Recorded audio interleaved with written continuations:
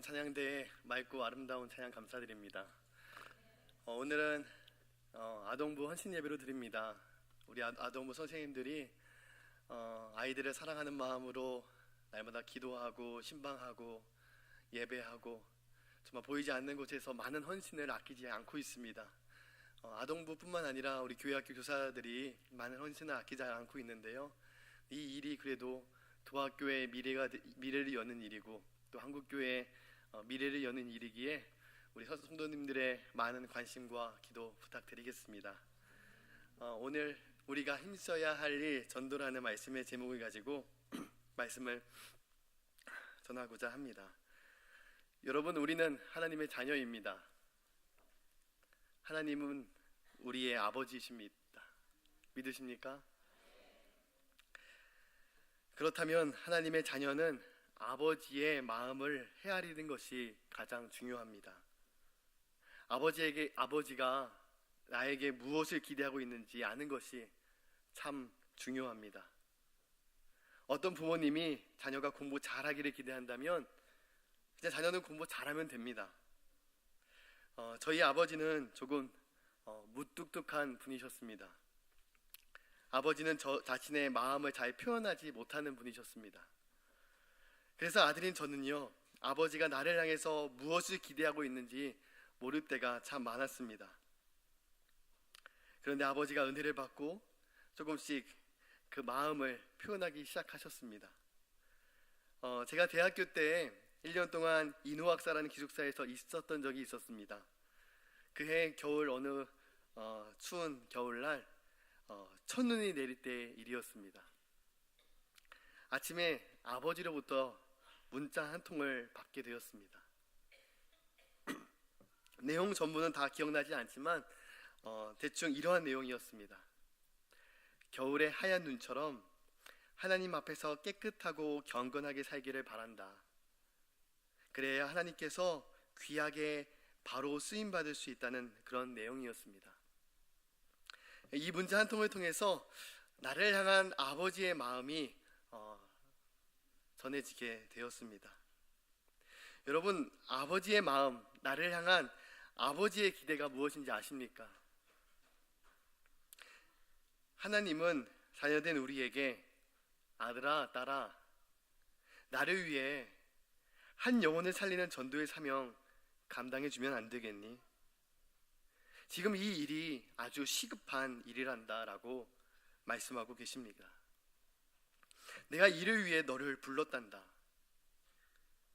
예수님께서 마태복음 4장 18절 말씀에 보면은 예수님께서 바다에서 그물을 던지시는 베드로와 안드레를 보시니 그들은 어부라 라고 말씀하고 있습니다. 이 베드로와 안드레는요, 그들은 이 땅에서 밥 벌어먹고 살기 위해서, 가정을 책임지기 위해서 열심히 일을 한 어부였습니다.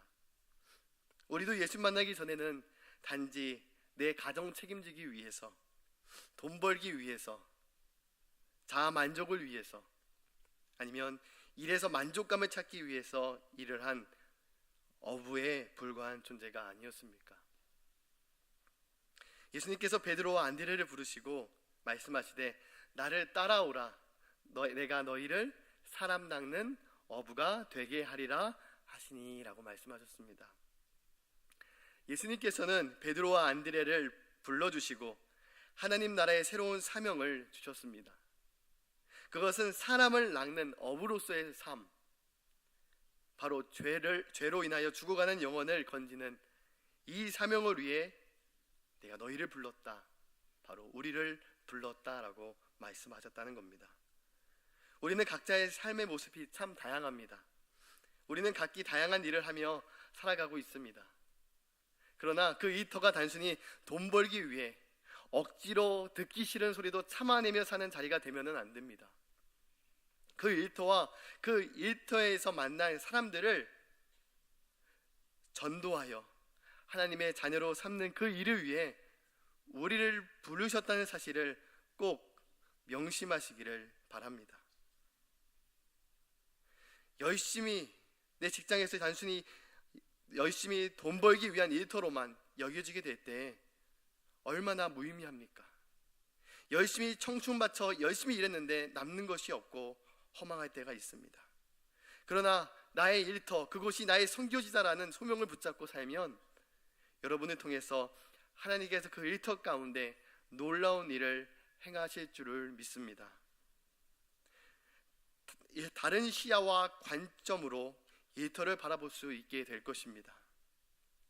하나님께서 우리를 부르신 목적이 무엇입니까? 하나님이 교회를 세우신 뜻이 무엇입니까? 우리의 사명, 교회의 사명, 첫째도 살리는 일이요 둘째도 살리는 일인 줄로 믿습니다. 우리 성도들 개인 한 분 한 분이 다 하나님을 모신, 성령을 모신 거룩한 교회입니다. 하나님의 몸된 교회인 우리의 사명은요, 죽어가는 생명을 살리는 일에 있습니다. 그 역할을 감당하라고 우리를 세상에서 부르시고 교회의 몸된 지체로 세우신 것입니다. 살리는 일보다 더 중요한 것은 없습니다. 희귀병을 앓고 있는 하나밖에 없는 내 자녀가 있는 한 부모가 있었습니다. 그 희귀병에 걸려서 어떠한 치료할 수 있는 약이 없어서 전전긍긍해하는 그 부모. 어느 날 신약이 개발돼서 그 희귀병을 치유할 수 있는 길이 열리게 되었습니다. 그런데 그 신약이 정말 천문학적인 금액을 요구하는 신약이었습니다. 가난한 그 부부에게는 감당할 수 없는 엄청난 몇 억이 되는 엄청난 금액이었습니다. 그렇다고 그 부모가 이 자녀의 생명을 살리는 일을 포기할까요? 그 어떤 것보다, 이 자녀의 생명을 살리는 일보다 중요한 것은 없을 겁니다. 그래서 부모들은요, 어떻게 돈을 다 빚을 져서라도 이 내 희귀병을 앓고 있는 내 자녀를 살릴 수만 있다면 다 내가 빚쟁이가 돼서 평생 그 빚을 갚아야 된다 할지라도 그 자녀의 생명 살리지 않겠습니까?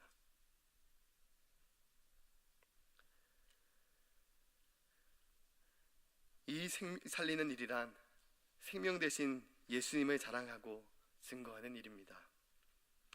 여러분은 날마다 무엇을 자랑하고 사십니까? 사람마다 그 입술로 무엇을 자랑하느냐에 따라 그 사람의 마음의 중심을 알 수가 있습니다. 늘 건강에 좋은 음식만 자랑하는 사람에게는요, 그 마음의 중심이 건강에 있다는 것을 알 수가 있습니다. 어떤 사람이 늘 자녀 자랑만 하는 분이 있다면 그 분의 마음의 중심은 자녀인 것입니다. 그러나 늘 예수 그리스도를 자랑하는 분들은 그 마음의 중심에 늘 예수 그리스도가 있다는 것을 알 수 있습니다. 그래서 늘 우리의 입술 가운데 하나님을 향한 감사의 고백과 자랑이 끊어지지 않아야 합니다. 우리 하나님이 하셨어, 우리 하나님은 정말 좋아, 하나님 참 감사해. 늘 가정 안에서, 늘 일상에서, 대화 가운데 늘 하나님에 대한 감사와 고백이 날마다 선포되어지기를 바랍니다. 저도 늘 가정 안에서요, 자녀들에게 모든 일들 가운데 늘 하나님의 감사와 그 고백들을 하고 삽니다. 어떤 큰 다칠 만한 일이 있거나 조금 다친 경우가 있었다면, 야, 하나님이 지켜주셔서 크게 안 다치도록 보호해 주셨네. 늘 그런 이렇게 고백을 합니다. 그리고 제 아들이 이제 나이가 커가면서 버스에 대한 관심을 많이 갖게 되는데 2층 버스를 타고 싶어하는 그 마음이 있습니다. 근데 그 버스가 몇 대 없어서 타기가 어려운 가운데 있었습니다. 이제 일을 보고 들어오다가 그 아이의 마음 가운데 어떻게 이 아이의 마음을 이렇게 귀한 시간들을 보낼 수 있을까, 짧은 시간 동안 어떻게 귀한 시간을 보낼 수 있을까 기도하는 중에 반대편에 놀랍게도 시골에 2층 버스가 딱 지나가고 있는 겁니다. 그래서 차를 언능 돌려서 따라잡아서 그 아들과 아내를 이렇게 2층 버스에 태워주는 그 시간을 보냈습니다. 그때 그 아들의 고백 가운데 어떤 고백이 먼저 나오냐면, 와, 하나님 참 좋으신 분이세요, 아빠. 하나님이 나에게 이렇게 2층 버스를 어떻게 때마침 만나게 해주셔서 어떻게 이렇게 귀한 시간을 보내주셔서 하나님 너무 감사해요. 뭐 그런 고백을 그 조그마한 아들의 입술 가운데 그런 고백을 하게 되는 것을 듣게 되었습니다. 늘 일상 가운데 하나님이 지켜주셨어, 하나님이 하셨어, 참 좋으신 분이야, 감사한 분이셔. 늘 이러한 고백을 날마다 상황 가운데, 모든 대화 가운데 함께 들으며 나누며 자라게 되니 자녀들도 이러한 고백을 자연스럽게 모든 일상 가운데 하게 되는 것을 깨닫게 되었습니다. 전도도 어떻게 보면 이런 것과 같지 않을까 싶습니다. 우리가 만나는 슈퍼에서 만나는, 내 가정에서 만나는 모든 사람들 가운데 내 하나님 함께 하신 일들을 자랑하는 겁니다. 하나님께서 이런 어려운 가운데서 나를 지켜주셨어, 나를 살려주셨어. 이런 믿음의 고백들을, 하나님의 이름을 높이는 이런 고백을 날마다 하시기를 주의 이름으로 축원합니다. 오늘 본문의 말씀에 보면은 사도들이 전도하기를 그치지 아니했다라고 성경에서 말씀한 것을 볼 수가 있습니다. 전도하기를 그치지 아니했다. 초대교회 사도들은 날마다 전도하기를 쉬거나 멈추지 아니했습니다. 여러분, 멈추면 안 되는 것이 있습니다. 멈추게 되는 날은 곧 죽음을 의미하는 것이 있습니다. 그것이 바로 무엇이냐면 바로 심장입니다. 심장. 저희 가정의 첫째 아이의 임신 소식을 전해 듣게 될 때 처음에는요, 잘 믿어지지가 않았습니다. 진짜 생명이 그 안에 있는 건가? 첫 아이를 임신할 때 그게 믿겨지지가 않았습니다. 임신 테스트로 빨간선이 확인될 때에도요, 너무나도 신기하긴 했지만 그래도 믿어지지는 않았습니다. 임신 6주가 돼서 병원에 가게 될 때 처음 아이의 심장 박동 소리를 쿵쾅쿵쾅쿵쾅 하는 소리를 듣게 될 때 그때가 돼서야 실감이 났습니다. 매번 산부인과 치료를 볼 때마다 아이의 건강한 심장 소리를 들으며 건강하게 자라고 있구나라는 것을 확인하고 안심하게 되었습니다. 그런데 그러한 심장이 멎는다는 것은 그 생명의 죽음을 의미하는 것입니다. 제가 아는 분의 아내가 있었는데 결혼 후에 임신을 하게 되었습니다. 그 친구의 아내가 임신 8개월에 들어섰는데 어느 순간 아이의 태동이 느껴지지 않는다고 합니다. 전에는 종종 자신의 뱃속에서 아이의 태동을 느꼈는데 갑자기 태동이 느껴지지 않아서 병원에 갔더니 아이의 심장이 멎었다라는 것이었습니다.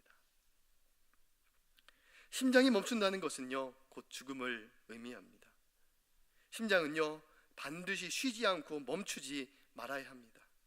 마찬가지로 전도 또한 쉬거나 멈추면 안 됩니다. 초대교회 사도들이 얼마나 날마다 전도하기를 그치지 아니했다라고 말하고 있습니다. 쉬지 아니했다라고 말씀하고 있습니다. 전도를 멈춘다는 것은요, 우리의 영적인 생명의 반응이 정지되었다는 것을 의미합니다. 심장이 뛰는 모든 생명은 생명의 반응과 움직임이 있습니다. 그런데 심장이 뛰는데 생명의 움직임이 없는 사람이 있습니다. 반응이 없는 사람들이 있습니다. 바로 불의의 사고로 식물인간이 된 사람들입니다. 여러분, 우리의 영적인 모습은 어떠합니까? 정말 예수 그리스도의 심장이 있으면 생명의 움직임과 반응이 나타나는데 그것이 바로 하나님의 마지막 소원이자 우리의 부르심의 소명인 전도인 것입니다. 예수 그리스도의 심장이 우리 안에 뛰면 사람을 살리는 생명의 움직임과 반응이 전도로 나타나게 된다는 것입니다. 여러분, 전도는요, 성도들의 선택사항이 아니라 의무사항입니다. 예수님도 부활을 승천하시기 전까지 계속 강조하고 있는 말씀, 아버지의 뜻, 너희는 온 천하에 다니며 만민에게 복음을 전파하라. 너희는 가서 모든 민족을 제자로 삼아 아버지와 아들과 성령의 이름으로 세례를 베풀고 내가 너희를 분부한 모든 것을 가르쳐 지키게 하라 라는 이 말씀을 할 때마다 바로 명령형으로 말씀하고 계시고 바로 복음을 전하는 이 일이 하나님의 아버지의 뜻이라는 사실을 강조해 주고 있다는 겁니다. 저희 아내가 임신할 때 제가 아내에게 농담조로 이렇게 종종 얘기했던 적이 있습니다. 당신은 2개의 심장을 가진 사람이네 라고 제가 종종 이렇게 임신할 때 말을 하곤 했습니다. 여러분, 우리도요 2개의 심장을 가진 사람이 되어야 합니다. 바로 예수 그리스도의 심장을 가진 사람이 되어야 할 줄로 믿습니다. 예수 그리스도의 심장 가지고 빌립보서 1장 8절의 말씀에 보면 내가 예수 그리스도의 심장으로 너희 무리를 얼마나 사모하는지 하나님이 내 증인이시니라 말씀하고 있습니다. 사도 바울은 예수 그리스도의 심장을 가진 사람이었습니다. 그 예수의 심장을 가졌다는 말은 바로 영혼을 사랑하는 마음을 가졌다는 것을 의미합니다. 그 예수의 심장이 있었기에 영혼을 구원내는 전도하는 일을 멈추지 않았다는 것입니다. 여러분, 심장의 특징이 무엇인지 아십니까? 첫 번째로요, 심장은요, 쉬지 않고 멈추지 않는다는 겁니다. 심장은 한 생명이 어머니의 뱃속에 조성될 때부터 숨을 거둘 때까지 멈추지 않습니다. 피곤하다고 힘들다고 나 조금만 쉬었다 뛸래, 심장이 그렇게 말하는 법이 전혀 없습니다. 피곤하다고 힘들다고 심장이 멈추는 법이 없습니다.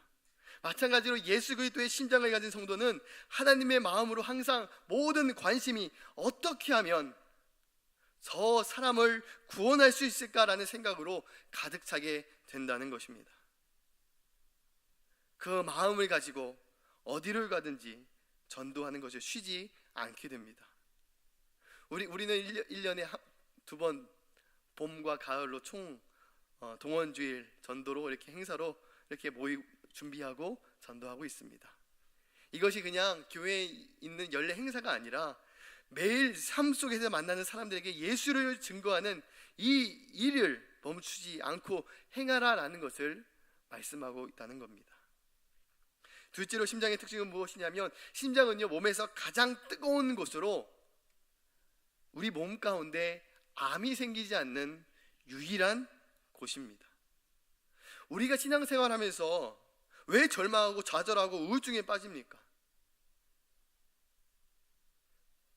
절망할 수밖에 없는 상황 때문인가요? 낙심할 수밖에 없는 환경이기 때문에 어쩔 수 없는 것입니까?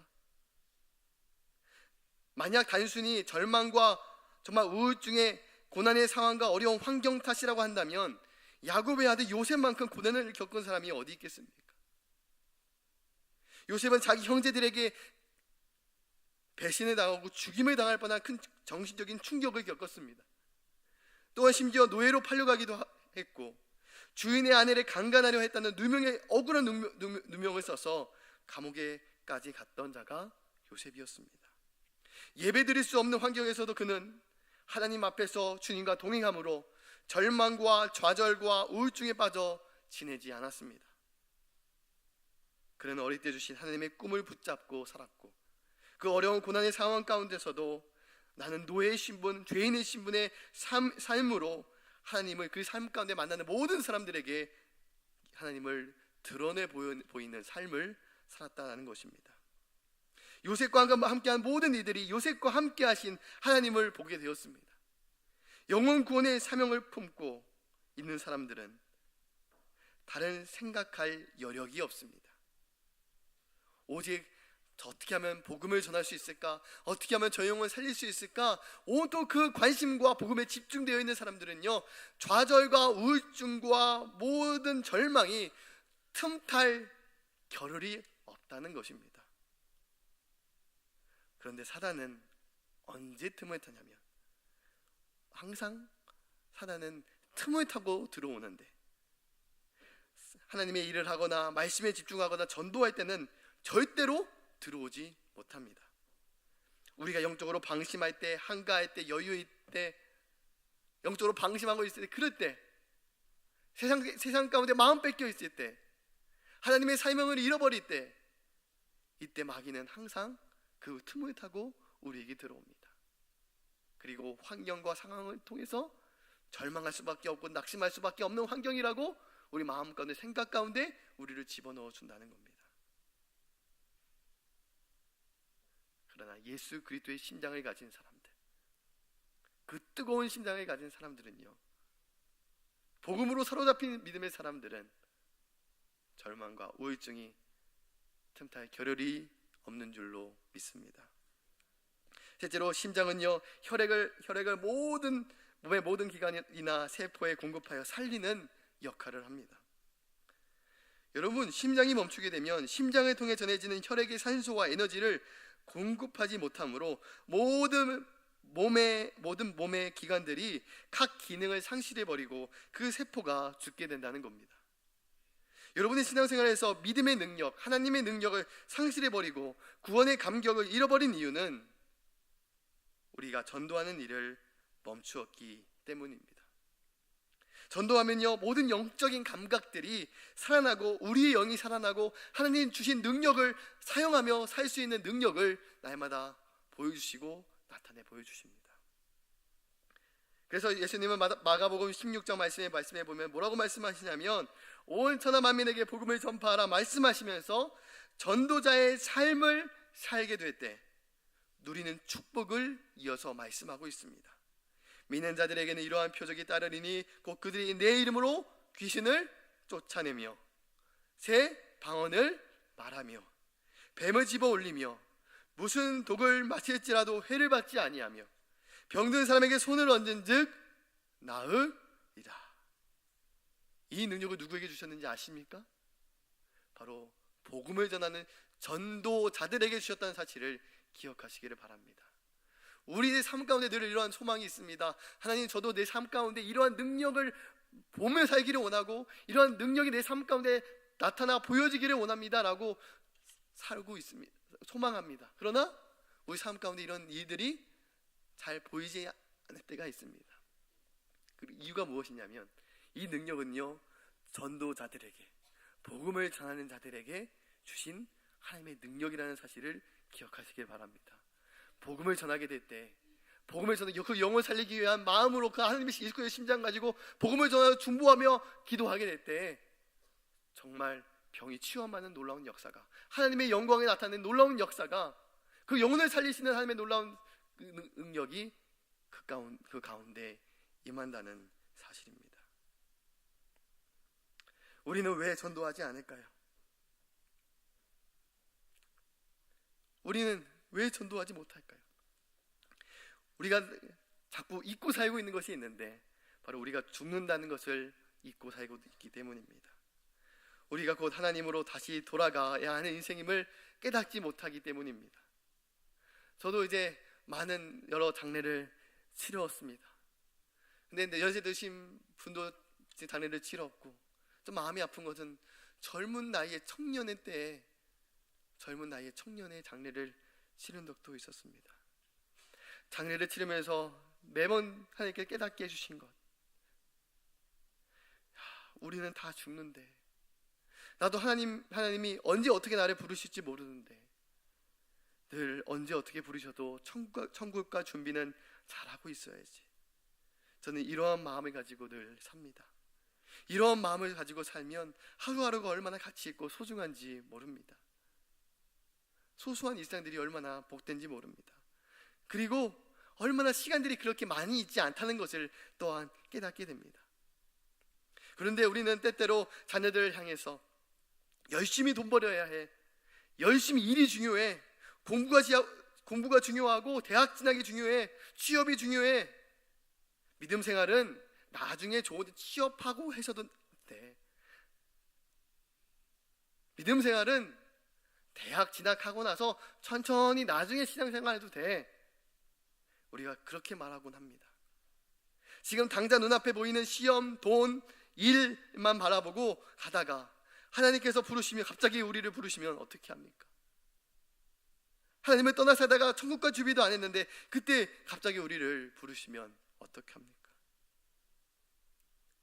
예수님께서도 비유의 말씀에서 한 부자가 그 밭에 소출이 풍성하여 더 이상 그 곡식을 쌓아둘 곳이 없어 그 곡간을 헐고 다시 크게 지어 그 곡식을 쌓아두리라 말합니다.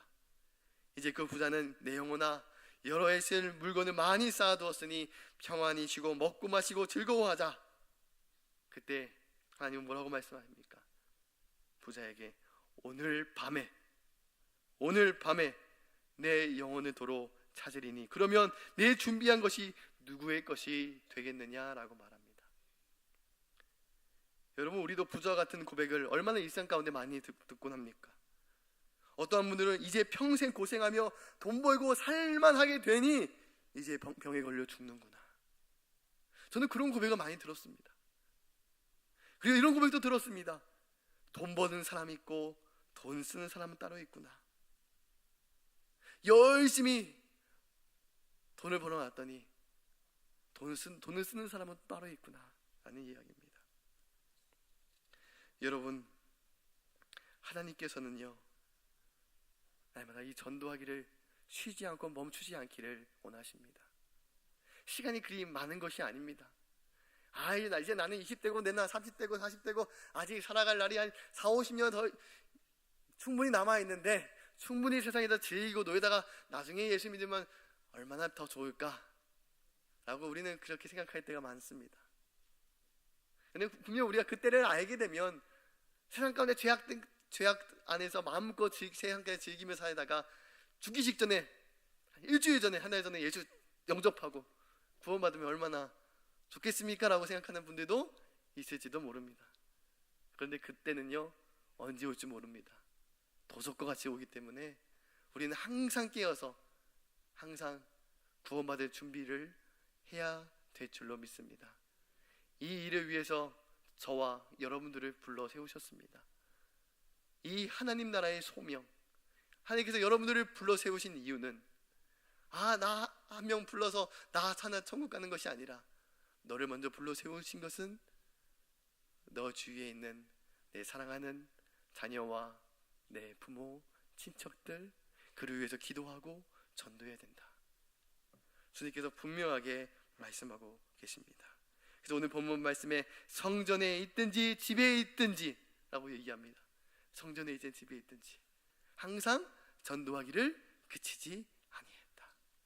여러분의 집이 여러분의 전도할 선교지가 되어야 될 줄로 믿습니다. 내 자녀들의 영혼 구원을 위해서 날마다 기도하고 날마다 믿음의 고백을 해야 될 줄로 믿습니다. 이 성전은 다들 교회만을 얘기하는 것이 아니라 예수님을 알지 못하는 유대인들, 그 사람들을 얘기하는 겁니다. 여러분이 직장에서 일터에서 만나는 수많은 사람들, 하나님을 알지 못하는 사람들에게 복음을 전하는 것을 그치지 말아라. 내가 이를 위해서 너희를 불렀다 라고 주님께서 오늘 말씀을 통해서 다시 우리에게 새겨주고 계신 줄로 믿습니다. 다음 주가 총동원 주일입니다. 이제 일주일밖에 남지 않았는데 우리 하나님 앞에 우리 함께 기도하면서 하나님, 이 총동원 주일 통해서 내 잃어버린 사랑하는 사람들 주님 앞에 돌아올 수 있게 하여 주시옵소서. 하나님께 분명히 기도의 끈을 놓치지 않을 때 분명하게 하나님의 때에 돌아오게 하실 줄 믿습니다. 그 절망이 아니라 소망을 잃지 말고 끝까지 기도하며 전도하기를 그치지 않는 사랑하는 우리 도학교의 성도들 되시기를 주의 이름으로 축원합니다. 기도하겠습니다. 사랑과 은혜가 충만하신 하나님 아버지, 사랑하는 믿음의 사도들은 전도하기를 멈추거나 그치지 아니했다고 말씀한 것을 우리가 기억합니다. 우리 믿음의 성도들, 하나님의 자녀인 우리들도 하나님의 마음을 알아서 하나님께서 무엇을 간절히 원하시는지, 무엇을 그냥 가장 시급하게 원하시는지를 그 마음을 먼저 알기를 원합니다. 내가 가장 원하는 것, 내가 지금 시급하게 지금 간절히 원하는 것, 저 영혼 건지는 일이란다. 지금 하나님께서 우리에게 말씀하고 계신 줄로 믿습니다. 하나님, 우리가 이 전도하는 일에 온 힘을 다하게 하여 주시옵소서.